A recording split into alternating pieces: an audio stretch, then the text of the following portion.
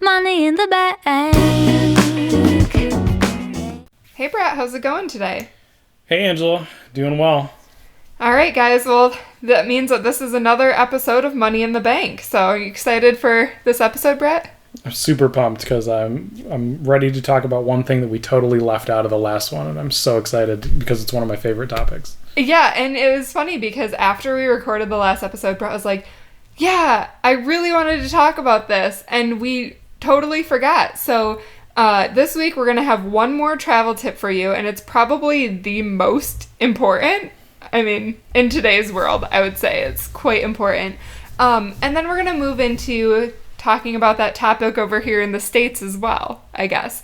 So I guess enough with the lead-in. We are going to be talking about phones today.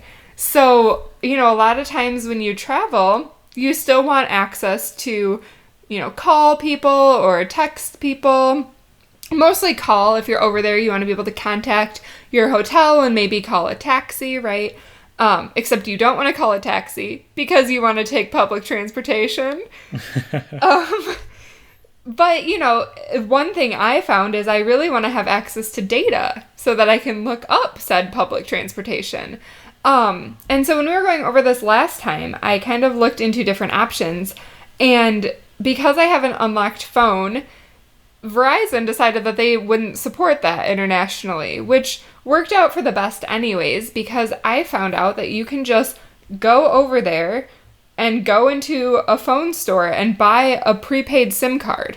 Right, and I mean, there is Wi-Fi everywhere, so it's not like it's a deal breaker if you don't do this, but it is, we found that going into the shop and checking out the SIM cards was so inexpensive compared to like what we pay here in the United States, right? For if I was to walk into Verizon and do that, they'd be like, oh yeah, hundreds of dollars, right? And for every gigabyte that you use, it'll be another $20, right? So what did you end up getting? I think it was 3 gigs. So I got 2.5 gigs of data, and I got 200 minutes with a German phone number, which made me really happy. Mostly just because for the first time in my life, I was like, I can call my friend from Hungary without paying international fees, right? So yeah, I had 200 minutes, which I only needed to call hotels and my friend. And then I had 2.5 gigs, which was more than enough because there is Wi-Fi literally everywhere over there. I feel like sometimes here, if you go to Outback, I guess I haven't been to an Outback in a while, but I don't remember them having Wi-Fi. But if there was an Outback, they would definitely have Wi-Fi. Right. It was every restaurant, every cafe, every small bit, brasserie or whatever those bread stores are called in France. Right. Every little place that you walk into, every hotel room is all free Wi-Fi. Every hotel, everywhere you would go, maybe with the exception of being outside in a plaza or in the street, has Wi-Fi for you available. So it is everywhere that you go. If you want to look up directions or look up maps, there's, downloading all that stuff in advance is an option.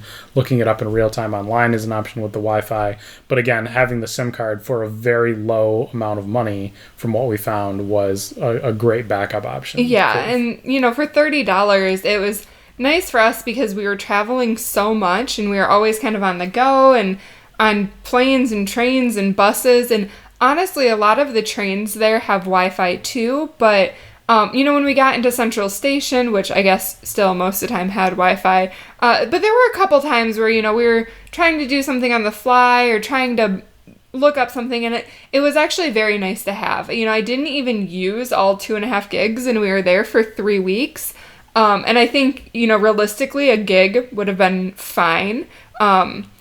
Sometimes when we didn't have Wi-Fi, I decided to update my Instagram, which takes a lot of data.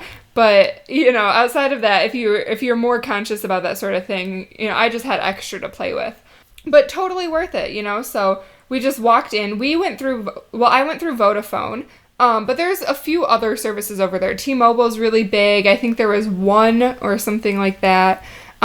Point being, there's multiple ones, and they're all relatively similar, So I had the $30 package from Vodafone, but there might be, more or less expensive ones depending where you go. So just don't be afraid to do that.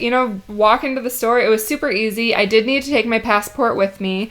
But outside of that, they just needed my passport number, and then I got it. And it was as simple as that. I popped in my phone, I entered the PIN number, and I had service. So the only catch there is you do need an unlocked phone.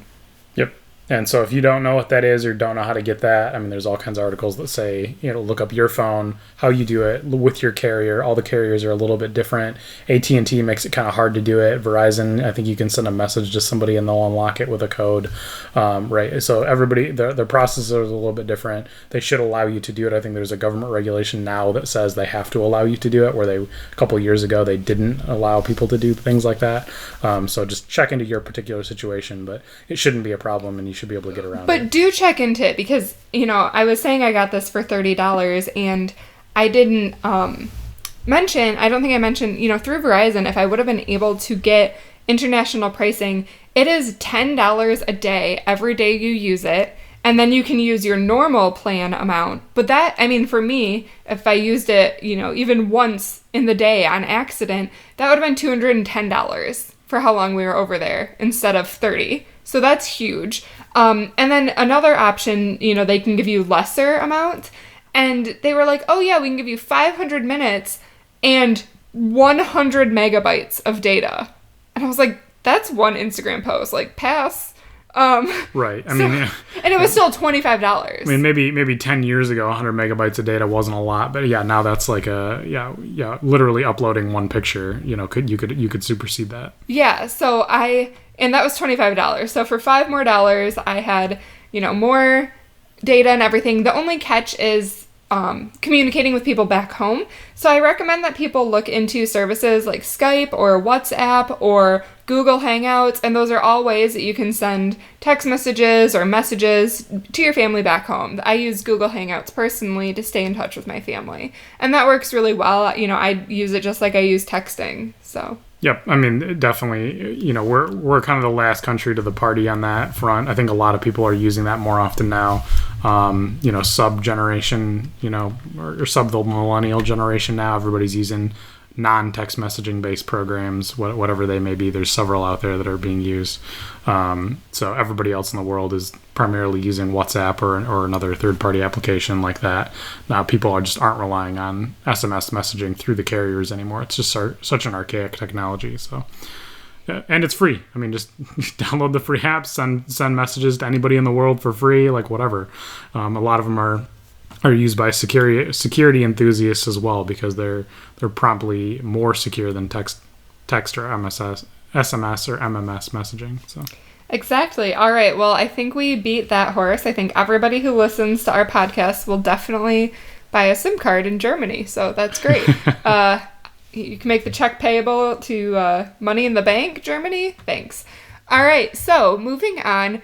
Now I just want to talk about phone plans in general. So, I'm kind of in an interesting situation because since I was a teenager, I've been on and remained on my dad's plan. A lot of people are like, growing up is good, and right, I feel like such a standard millennial being like, oh, I'm still relying on my dad. But the reason why it's smart, and this only makes sense to be on a carrier like Verizon if you are on a family plan.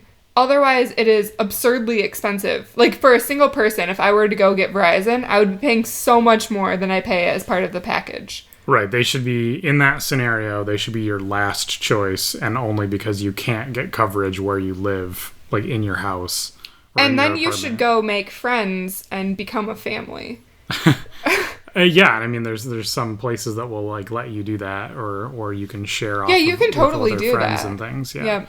So, but yeah, it's such a ripoff to be a single person because you're paying so much of the upfront cost in those. All the fees and everything are part of that one plan. If you don't have any additional family members, you're still eating all those fees and not dividing it amongst the family. Exactly. So for my phone, my plan, it cost me $40 a month. To pay my dad, and we have a whole slew of family members on it, so we actually have like 20 gigabytes for 5 people actually using it plus like tablets or whatever. But it is like more than enough. Like we have so much data. Yeah, your family has a ridiculous plan for sure. We do. And we got grandfathered into a lot of different things, so that's how the price point is still so low and we have so much data. I'm not positive what current Verizon plans are off the top of my head. I just know this is what I pay. Family plans are the way to do it. But I actually want to address people who are single, maybe you're out of college and your parents said, no way, get off my plan. What do you do, right? And so there's a couple services out there that are actually doing some cool things. And, honestly, I haven't compared between Verizon and Sprint and T-Mobile and all of those guys. So feel free to do your homework and compare the plans. But if you didn't know, because for a long time I didn't know about these other services, Google has Project Fi, and then there's Republic Wireless. And they are kind of forward thinkers a little bit, where they're people have to bring an unlocked phone to the party, and it has to be on our approved phone list. But if they do that, then their rates right now are pretty cheap. So with Google Fi, it is $20 for calls and text, and then $10 per gigabyte of data that you use. But no overages. So it's not like you have to sign up to use 4 gigabytes every month and pay $40. It's like you only pay what you use that month. So if you have 1 month where you use, 4 or 5 gigabytes, then your bill is going to be, $60 or $70. But then if you have some months where, most people have Wi-Fi in the home, they have Wi-Fi at work. So if you only use 1 gig, then you pay $30, which is way better than, some single $70 to $80 plans I've seen. Right, and I don't know what it is right this minute, but when it first came out, it rolled over, right? So if you were paying for a certain amount, it would roll up to the next gig, and you would get credited for that, but you were just paying per gigabyte. So maybe they moved it to a per megabyte usage model or whatever now. But no, I think you're still right. Yeah, it's very flexible model, and a pay per use model. They're not trying to get extra fees on top of that and everything. So. I'm a big proponent of that. A couple of my friends have got on that, and a cool thing about their service as far as coverage goes, it's great for the data usage, but they use all the carriers signal towers so that it jumps the signal, and so it'll switch between Wi-Fi, it'll switch between the different carriers to pick up the best signal, right? It'll do it all seamlessly, right? So if you're at home, it'll use your Wi-Fi to send out data and connectivity and make calls and whatever that is, right? So you're not paying for carrier fees, unnecessarily when you're using your own Wi-Fi, and so it's a very cool technology like that. Yeah, and actually with both Google Fi and Republic Wireless, you can hop on their websites and see what their coverage map looks like. So I think for the most part, they've both gotten pretty good. But, I do know there's some people who live in very rural areas, and they're like, well, I have to stick with AT&T or Sprint or whatever it may be. But because they, these services kind of poach towers, you might be able to get away with using them. So, hop on, do a little bit of math, see if it makes sense to switch over. And again, the caveat being you do have to have the approved phones. So for Republic Wireless, for both of the services, it's only Androids. So if you have an iPhone, that sucks to suck, I guess. But my heart lies with Android, sorry. But I know with Republic Wireless, it covers Moto E, Moto G, Moto X, and Samsung phones.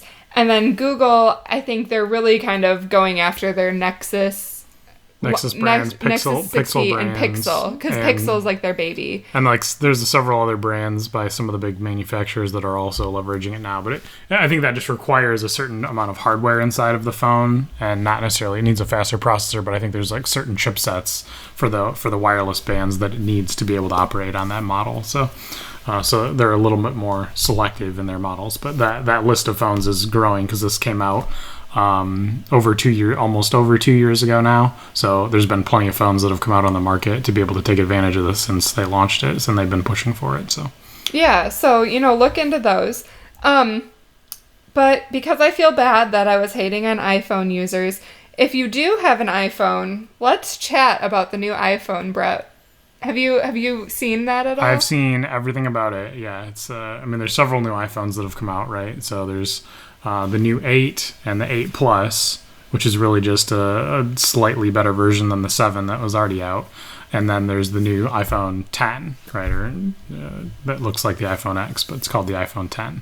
Right? Roman numerals. Yeah, so they skipped over the iPhone 9. They're just throwing that out the window. Maybe that'll come along next year and be like the next slightly small upgrade for the lesser model phones now. But the 10 is where they're putting all their money in, right? So they're saying this is the biggest innovation. That's where people are putting all their money in too, right? That is right. That is where everybody's going to be putting all their money, that are making bad decisions when buying phones in the future. Even enthusiasts, as far as I do a lot of market research on this. I follow the market around phones and technology. And if you are a person that is interested in getting this phone, you are kind of in the minority. Most tech enthusiasts agree that this is way too much money to spend on a particular phone, right? Yeah, so I'll add, I don't do a lot of research until it's time for me to get a new phone. About 6 months or so in advance, I start looking into what's coming out and what I might want.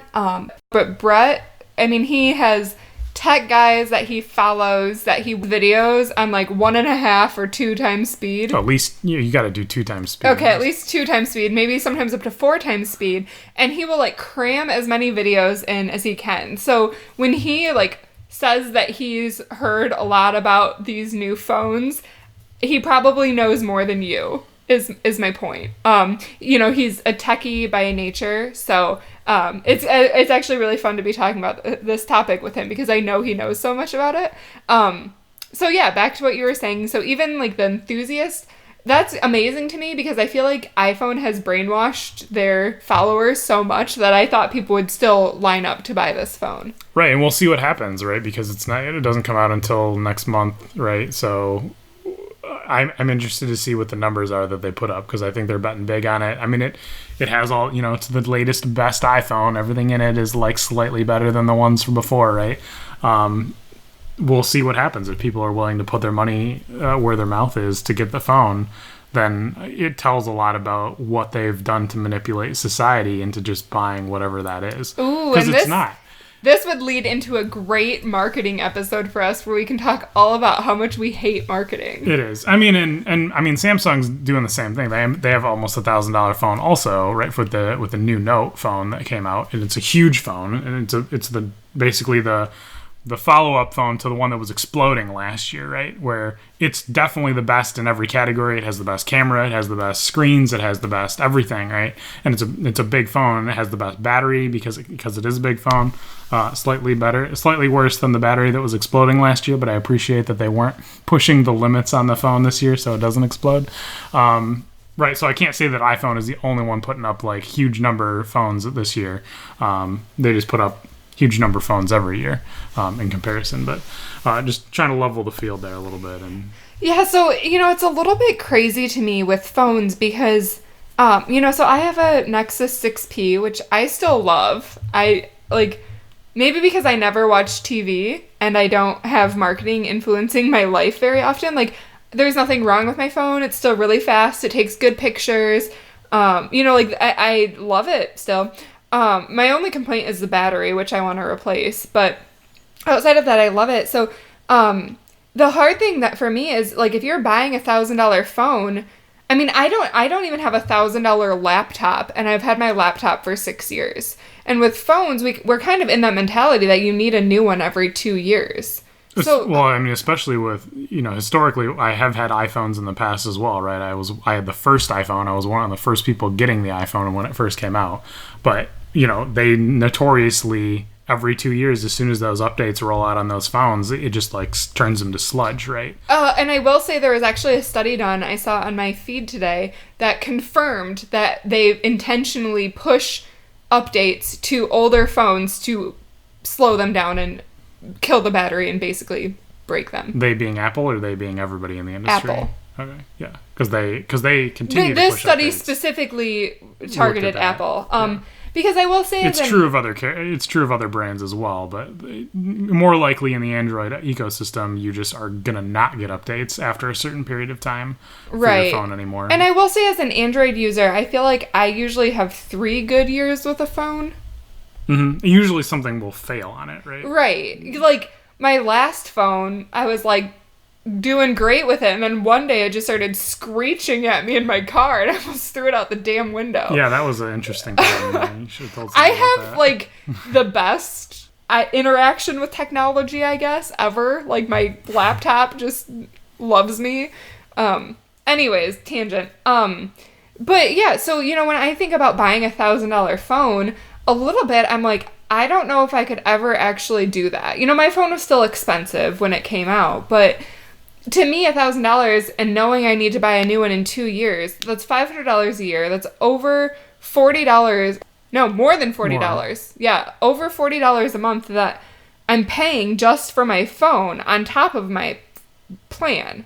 Right, and make no mistake, if Apple could just lease you the phones, they would do that, right? They would do that forever. They So a only lot of lease people hardware. do that through Sprint, I think it is the provider that you can be on the Apple upgrade plan where you pay more, but then you get the new phone when it comes out. Right. They don't want to sell you hardware, they want to lease you hardware forever. Right, yeah. Yeah. Computers too. I mean, it's all the same thing. That's their desired business model. So what do you recommend? Do you recommend people, just because you're kind of the expert here, do you recommend people keep phone for 1 year, 2 years, 3 years? Because I've heard different, some people are like, I buy the newest and best and I keep it for 1 year and then I resell it while people are still interested in it. So I think that's what a lot of enthusiasts probably do, right? Because you want to have the latest and greatest. And I'm used to be in that camp. Like, I used to always be like the one that needed to get the latest thing, and then I would keep it as long as possible. I usually didn't even resell it. I would just like continue to get the newest things over and over again, right? But it is a reasonable thing to like try and resell your phones now. There's several sites that'll do that for you, and those are pretty, they will give you a pretty good return on those, assuming that you bought a flagship phone in the first place. If you bought like a mid-range phone, there's less people that are going to pay top dollar for that a couple years down the road. I wouldn't do that today. I think there's a lot of fall off on the value of the phones. I think there's a lot of markup on the phones that are not worth anything anymore, especially in the Apple camp, because I think they're reusing a lot of the, you're not seeing any of the gains that are coming back from their efficiencies of building huge factories in China, right, to mass produce the iPhones.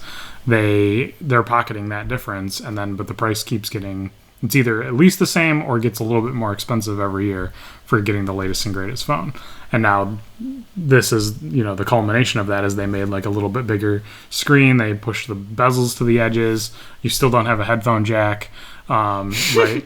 And, now it's like a 4-digit price tag. And, they came out and Steve Cook came out and said, this is a bargain, right? This is a bargain price for this phone. And maybe it is, right? But if it is, your phone that costs that much money is not that much better than my phone that has no problems with it right now, right? We both are doing the same stuff on our phone. Well, I think that's what's always hard for me a little bit is people get so focused on these big name phones, whether it's iPhone or Samsung, and it's like they keep pushing the price limit. And is it really for the average user? Now, I know, there's enthusiasts in a different camp, and I know you used to be in that camp, but for the average user, will you really notice that much of a difference from getting like, whether I if I did need a new phone, if I go and buy the Pixel versus buying the Samsung, is it that much better of an experience? So if you do an A/B test, right, if you compare them both side by side, you will see a difference in the phones.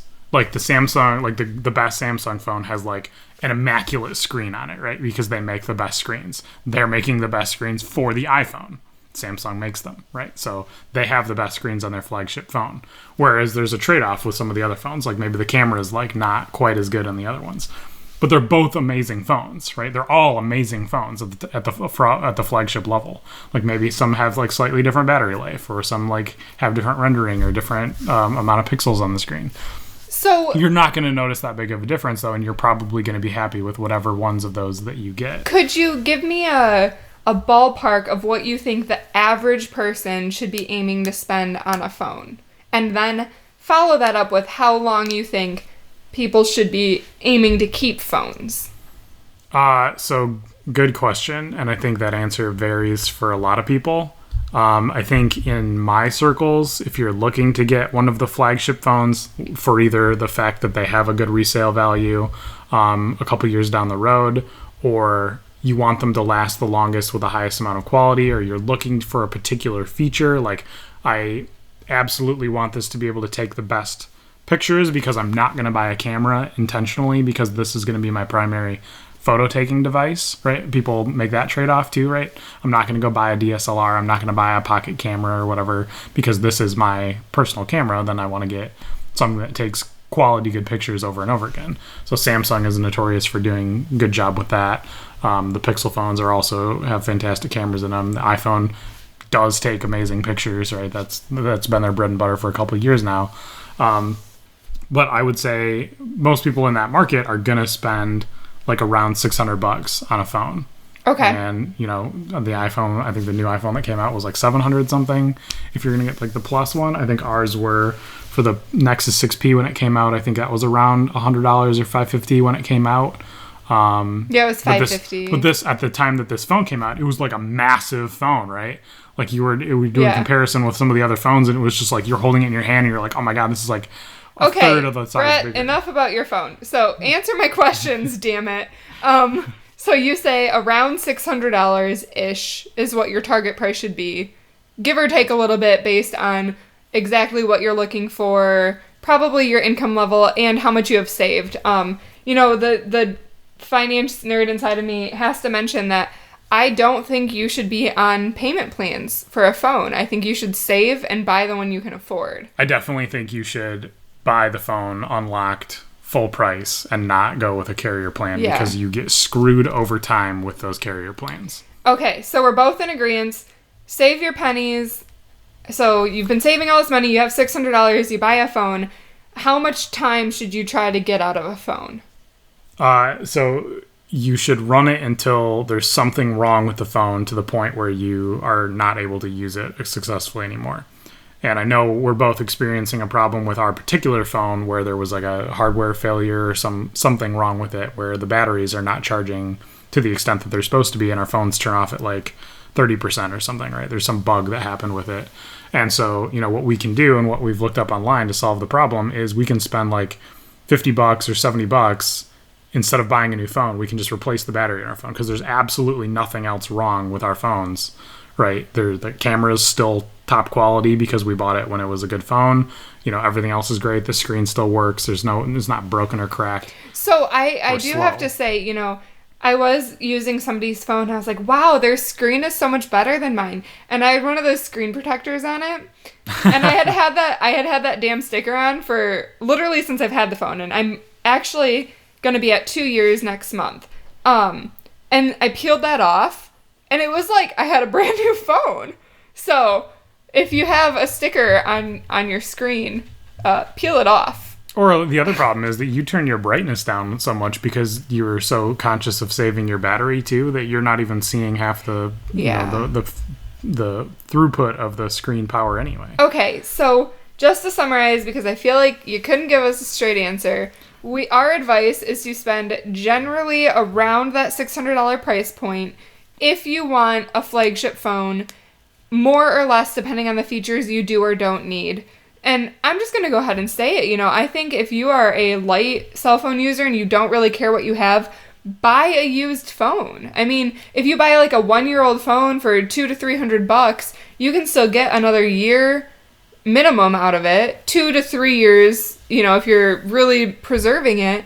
And you're still going to have a great experience, and, there's nothing wrong with that. Right, and that's the other thing, right, and it's around this time, right? It's between, like, July and Christmas, basically, where all the new phones come out. And then, like, nothing happens. There's no movement on the phone market from, like, January to April, right? So all the new big phones are coming out right now. So in, like, the November timeframe, you're going to see a huge price tank from all of the phone carriers or all the phone manufacturers to get the, because the older versions that were top dollar are now going to be like reduced to $100 or a couple $100. Yeah, and unless you're an enthusiast, like, all right, I don't know if anybody else is saying it, but iPhone updates are never that impressive. I said it.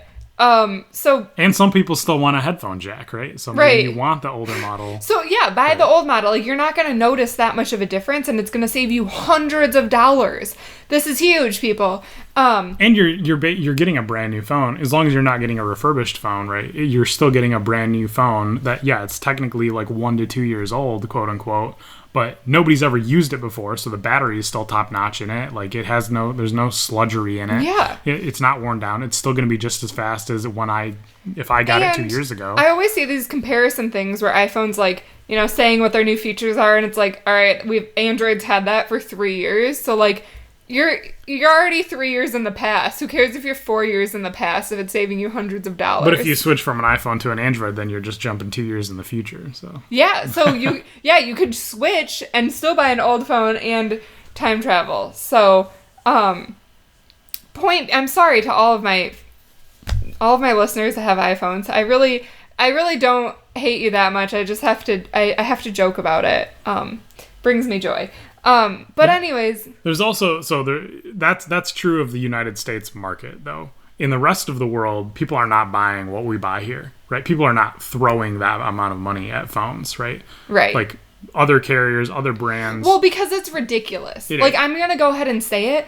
Most people that I've worked with to budget cannot afford $40 to $50 extra a month in their budget to have new phones all the time. Like, that's not practical for middle America. That's not practical for, median income workers, like or households. And especially if you had a kid into the mix that you want your 16-year-old to have a phone, like, this isn't sustainable. This model that we were creating is not sustainable. So I just want to urge people, like, break the cycle. Decide that you don't need that brand new phone. Buy the 1-year-old model. Use your phone for 3 years instead of 2, because I feel like 2 years was always sold as the magic number, right? Like, back in the day with Verizon, that's when you got another free upgrade. Right, it was tied to the contract model that they had, right? It was like, oh, you're ready for your upgrade. Let's time to get a new phone, right? And then they trick people into that model, and now the phones are what, 10 times as expensive as they used to be when they started that process. And so, I think it's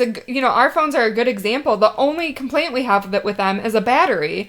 And, we'll keep you posted on this, but we're going to try to fix that before we just, go off and buy new phones. And then, for me, if I can get another 2 years out of this phone, even if I'm not getting the latest and greatest updates, it doesn't matter, because it doesn't impact my life. If I can still get on Instagram and still get on Google Chrome and browse the blogs and read some news and then watch some YouTube videos, what else do I really need to do on my phone? Right, and the phone, we were at the point where 2 years ago, the phones were so fast and there's nothing wrong with it that I don't have anything I need to expand on my phone.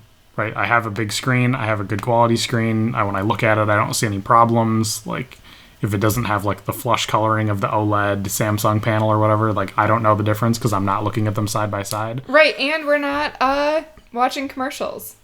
Marketing, it'll get you every time. It's true. Yeah. All right. Well, this podcast actually ran way longer than I expected, so we should wrap up. Brett, do you have any closing remarks? I don't think I'm allowed to have any. You are allowed. No closing remarks with you? No, I'll pass. I talked a lot. All right. Well, I don't have anything either, but as always, if there's any feedback or you have anything to say to us or you want to yell at me for hating on Apple too much, feel free to, go ahead and contact me. We'll drop my contact information in. Or if you are Team Android, let me know, because I feel like we are a very small minority and I need to feel some love. Hey guys, thanks for tuning in to this week's episode of Money in the Bank. Make sure to subscribe to us on the iTunes or Stitcher app so that you get weekly alerts every time we post a podcast. Or if you want, you can visit my website, moneyinthebankpodcast.com. And if you want to reach out with any questions or further comments, please email me at Angie@moneyinthebankpodcast.com. I look forward to hearing from you. Money in the bank.